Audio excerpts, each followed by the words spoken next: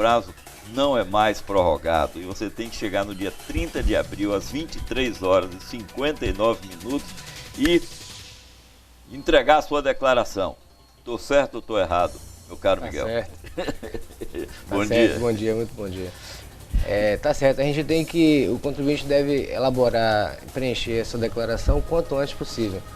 O ideal seria que já tivesse organizado toda a sua documentação, que a obrigação é anual e todo ano são os mesmos documentos, mas a gente geralmente não faz isso.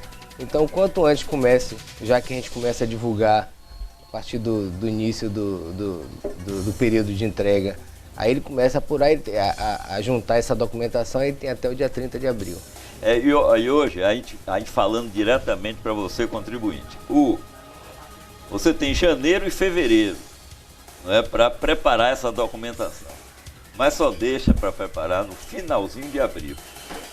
Aí realmente fica difícil cumprir os prazos e, como cada vez mais as declarações estão sendo feitas via internet, você congestionar os canais de comunicação com a Receita Federal. Pra você ter ideia, é usual, quando chega na última semana desse período todo, 60% dos contribuintes ainda não entregaram a declaração. E no último dia tem em torno de 30% a 40% ainda. É brincadeira o negócio. O pessoal deixa realmente para a última hora. Bem, para este ano, há modificações assim que sejam consideráveis? Do ponto de vista de obrigatoriedade, o valor sempre é reajustado, então é obrigado a entregar quem recebeu em 2014 valor superior a R$ 26.816,55 de rendimentos tributáveis durante o ano de 2014. Ou os outros limites não mudaram, quem recebeu rendimentos isentos e tributáveis exclusivamente na fonte em valor superior a 40 mil, ou que tem patrimônio acima de 300 mil. Essas são as principais condições. E de novidade esse ano a gente tem algumas coisas, novidades basicamente tecnológicas, que facilitam algumas coisas para o contribuinte. Por exemplo, ele pode agora fazer, se possui certificado digital, a declaração online sem precisar baixar o programa. Essa é uma facilidade adicional. Ele tem também mobilidade, ele pode salvar online a declaração e aí começar o preenchimento no computador, na declaração online. Se não fazer naquele momento, ele pode fazer inclusive por em outro computador, sem precisar de pendrive, de levar de um dispositivo para o outro. Ele pode começar no computador, terminar num tablet ou no smartphone. Todas essas opções de preenchimento ele tem hoje, né? O PreGD, que é o programa que baixa para preenchimento, a declaração online e o preenchimento através de tablet e smartphones através de um aplicativo chamado NIRPF. Mas saiu a notícia aí de que havia alguns problemas desse aplicativo. Porque esse ano a Receita demorou um pouquinho para liberar o programa para baixar. E liberou no primeiro dia do prazo. Aí o pessoal já ansioso para fazer, aí baixa o programa todo mundo ao mesmo tempo, a partir das 8 horas. Então aí houve um pequeno congestionamento. Algumas horas depois isso já estava resolvido, até porque aquela demanda já é atendida e já soluciona esse problema. Que se você ganhou mensalmente, para dar um tratamento mensal assim, em torno de 2.000 e quantos por mês, para somar esses 26 mil infração? Dá 2.100 por aí. 2.100 infração. Você sabia, tem 13º no meio também, né, toda essa renda sua, se passar de 26.700? 26.816. 26.816 você tem que fazer declaração do imposto de renda. Não necessariamente é tributado. Sim, exatamente. Existe a retenção na fonte, exato, que é onde é a principal arrecadação da Receita, e aí, às vezes, o pessoal tem uma concepção de que na declaração que vai pagar. Não. Normalmente, na declaração, a Receita restitui muito mais do que paga. Então, devido às declarações, a Receita devolve o dinheiro. O dinheiro, a maior parte dele é retido na fonte, pela fonte pagadora. Então, a empresa que você trabalha retém o valor e já recolhe para a Receita. Então, esse momento da declaração, para quem tem um rendimento mais baixo, é para restituição. Então, quem está na faixa dos 26 mil, na verdade, vai estar restituindo. Restituindo. E tem uma outra vantagem também de você prestar contas ao leão logo cedo. É que a restituição também vem mais rápida, né? Se você tem direito à restituição. Quem entrega tem a prioridade dos acima de 65 anos, dos idosos, e aí a partir daí quem entregou primeiro recebe a restituição primeiro. O primeiro lote normalmente é em junho, e aí quem entregou primeiro normalmente está contemplado em junho. Agora, Miguel, com relação à questão de quem não entrega, a gente sabe que tem um percentual que não entrega a declaração, fica devendo esse compromisso a gente falou aqui na entrevista passada, com a República, com a Receita Federal.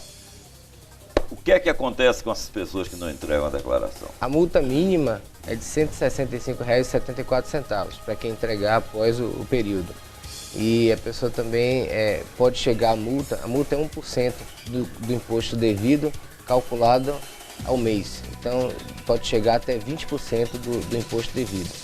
Além se a pessoa ficar muito tempo nessa condição, o CPF dele passa para a condição de suspenso, criando aí algumas complicações adicionais. É uma coisa que a gente inclusive tratou aqui na entrevista, que as multas no país são baixas ainda. E tem gente que acha que pagar essa multa de R$ 165, eu vou pagar e vou entregar a declaração. Se ela fosse um pouquinho maior e doesse mais no bolso, ele não faria assim. Normalmente a pessoa não deixa de entregar por causa da multa. Mas depois que a multa chega, nunca é baixa. A multa nunca é baixa. Talvez na hora da desabafo a pessoa fala que é pouco, mas nunca é pouco. Nunca vi ninguém dizer que essa multa é barata lá na Receita. Isso é verdade. A Receita Federal, aliás, eu quero fazer um registro aqui, Miguel. Pessoal, porque fui à Receita muitas vezes no ano passado e quero registrar e fazer aqui um elogio ao atendimento. Vocês aqui na Delegacia da Receita, aqui, o atendimento de vocês, a gente fica às vezes dizendo assim, mas isso é obrigação, atender bem, é obrigação, mas é tão raro no serviço público a gente vê esse tipo de atendimento que a gente tem que fazer o registro. Muito obrigado, a gente se esforça. A gente tem um dos melhores atendimentos aqui. A gente atende uma quantidade de pessoas bastante grande. Vem aumentando, a gente está tendo que reforçar a equipe aqui de Itabuna, mas a gente faz o melhor possível. Você tem número de servidores aqui na Receita que seja o suficiente ou há alguma carência? A gente tem uma carência. Agora a gente está recebendo algumas pessoas do último concurso, mas uma quantidade bastante pequena. A gente tem hoje... Se todos os servidores aposentáveis se aposentassem, hoje na delegacia e na Receita como um todo, esse quadro é igual. 50% do pessoal já ia embora. Então a gente tem uma reposição de pessoal bastante problemática ainda, né? Mas a gente tem um pessoal dedicado e a gente tem as estatísticas internas lá, a gente consegue sempre uma indicação muito boa de desempenho em relação ao atendimento, principalmente. Eu vou lhe dar um exemplo aqui, porque fui funcionário do Banco do Brasil, me aposentei no Banco do Brasil e eu ainda fiquei prestando serviço ao banco 2 anos depois de aposentado. Entendeu? Um compromisso de aulas que eu dava e tal. Fiquei 2 anos. Às vezes é um compromisso que com o serviço público, acontece isso com a Polícia Rodoviária Federal. Outro dia me disse o inspetor Marcos Vinícius aqui que se todo mundo se aposentasse de uma vez, parava. Praticamente com o trabalho. Todo o quadro. Mas vamos falar mais aqui de imposto de renda. As pessoas que possuem bens, não é?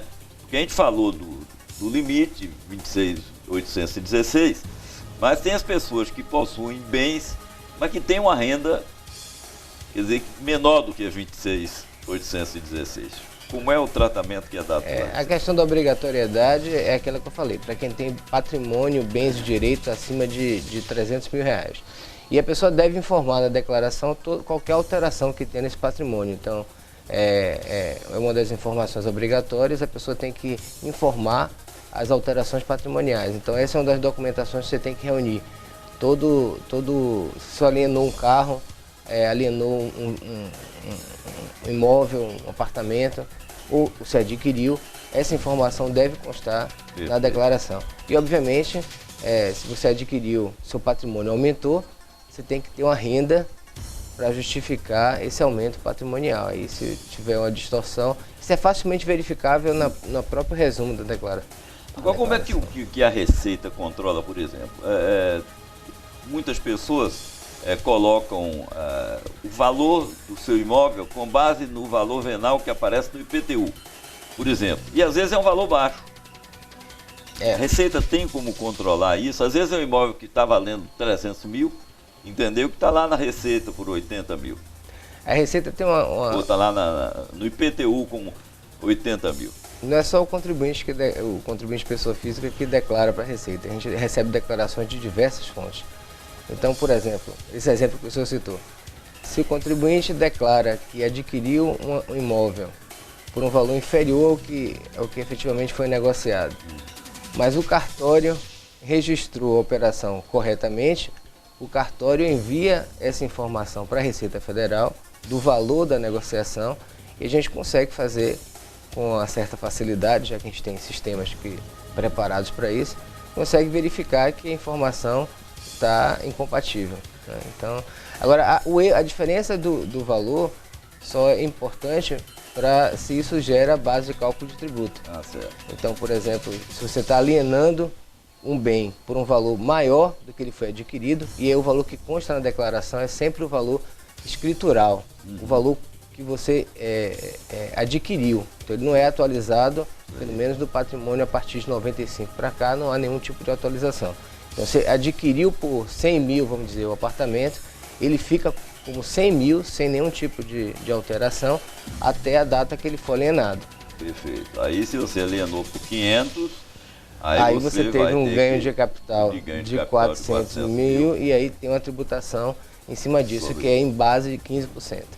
E a Receita sabe que você alienou por 500 mil, porque o cartório informa a gente. Então não adianta...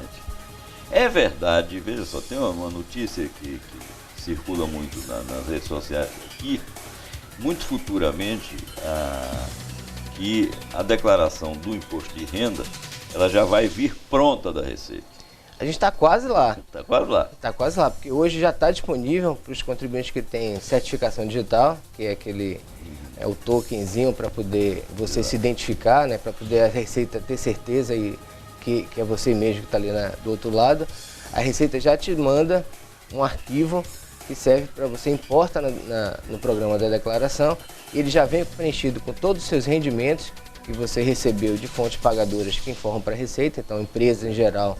Você já vai vir preenchido ali tudo que você ganhou, quanto foi retido de imposto, quanto teve de previdência social. A informação também de aluguéis que você recebeu, que vem na DIMOB, que são as imobiliárias que mandam para a Receita Federal. E as informações das despesas médicas, que vem na DEMED, que as empresas prestadoras de serviço, plano de saúde, enviam para a Receita. Então, está quase lá. A declaração vem praticamente preenchida, o contribuinte só precisa conferir os dados.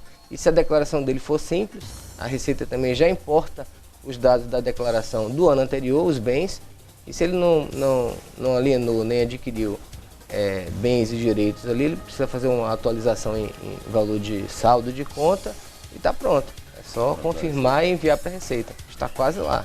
É verdade, está chegando esse momento que tem muita gente que fica preocupada, mas esse é um momento importante que a tecnologia e esse cruzamento de informações está permitindo a Receita, e eu acho que facilita o trabalho do contribuinte. Facilita. A gente tem um mecanismo de fiscalização que a gente chama de malha, que o pessoal sempre fala, né, que é na malha e tal, é bastante bem divulgada essa informação. E a Receita, a partir dos últimos 3 anos, incentivou a autorregularização com grande quantidade de informação disponível para o contribuinte. Então ele sabe que está irregular, então o contribuinte, depois da entrega da declaração, ele pode verificar no ECAC, que é o atendimento na internet da Receita, qual é a situação daquela declaração, ver exatamente qual foi a divergência que a Receita já identificou e corrigir, sem precisar que a Receita lance multa. Exato. E vá atrás dele para poder apresentar a documentação. Ele pode corrigir espontaneamente. E tomar iniciativa. Agora, essa correção, ele tem que fazer, tem prazos para ele fazer? Não, a partir da entrega, alguns dias depois, ele pode checar com 48 horas, ele já vai estar com alguma informação, possivelmente, se está na malha ou não.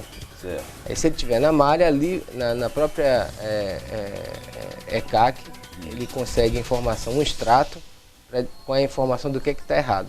E essa correção ele pode fazer até o momento que foi intimado pela Receita. Depois da intimação, aí a Receita já vai fazer o lançamento de ofício, altera de ofício, e aí tem multa. A multa normalmente é de 75%, não acho barato. Não é barato. Não é barato. Não 75% além do valor que ele já devia. Aí já é uma curiosidade, uma pessoa ganhou na loteria. Um amigo nosso ganhou na loteria. Não foi um grande prêmio e tal, mas no primeiro ano, parece que o imposto já vem descontado. Né, mas a partir de renda que ele tenha sobre aquele recurso, ele já vai ter que pagar anualmente. Normalmente não. É porque o rendimento de prêmios de loteria são tributáveis exclusivamente na fonte. Quer dizer, a própria Caixa Econômica, por exemplo, vai fazer a retenção daquele valor e aquela tributação é definitiva. Então ele não vai precisar recolher mais nenhum tributo em função desse ganho que ele teve. Aí o problema e depois, se ele, por exemplo, aplicar esse dinheiro em algum fundo de investimento, fundo financeiro, ele também vai ter uma tributação exclusiva na fonte. Perfeito. Então ele não precisa declarar, ele não já vai estar, o dinheiro que ele conseguir sacar do banco, já vai estar abatido do valor do imposto de renda que é devido. Agora, se ele aplicar em algumas outras, por exemplo, se ele aplicar em imóvel e vender de valor superior, aí sim ele tem o ganho de capital. Se ele também aplicou em ações, e aí também teve ganho, comprou mais barato e vendeu mais caro, é a mesma situação, é ganho de capital, aí ele também tem que declarar. Mas aí são situações mais complexas. Se ele fizer simplesmente aplicação financeira, é a tributação exclusiva na fonte. Bom, mas foram muito bons seus esclarecimentos aqui, Miguel. Estamos à disposição. Para o nosso telespectador, que fica sempre à espera de que o entrevistado, quem traz aqui, ele traga esclarecimentos. Né? E aí nossa intenção é exatamente essa. É trazer aqui o entrevistado para que ele esclareça ao telespectador como é que ele deve agir. E nesse caso agora, com a sua declaração do imposto de renda. A gente quer lhe agradecer muito sua presença aqui ao nosso programa e dizer que pode contar sempre aqui com a TVI para as informações da Receita Federal e da sua delegacia. E leve aos seus servidores lá o nosso abraço e o nosso agradecimento pelo excelente atendimento que é proporcionado aos contribuintes de Itabuna. Muito obrigado. Pois é, meus amigos, e nós vamos então encerrando aqui o nosso programa de hoje. Amanhã nós temos já dois assuntos em foco aqui que vamos abordar. Essa questão de que Itabuna foi classificada como cidade de maior risco para jovens. Nós vamos ter entrevistas aqui amanhã com o Dr. Marcos Bandeira, com o Dr. Marlos, né? Um material aí que a Raquel Rocha preparou. Temos também um material preparado pela nossa Amanda Oliveira. Isso tudo no programa de amanhã, a partir das 7h30. E esse programa, você sabe que tem a reprise sempre às 13 horas e às 18h30. Bom dia para todos.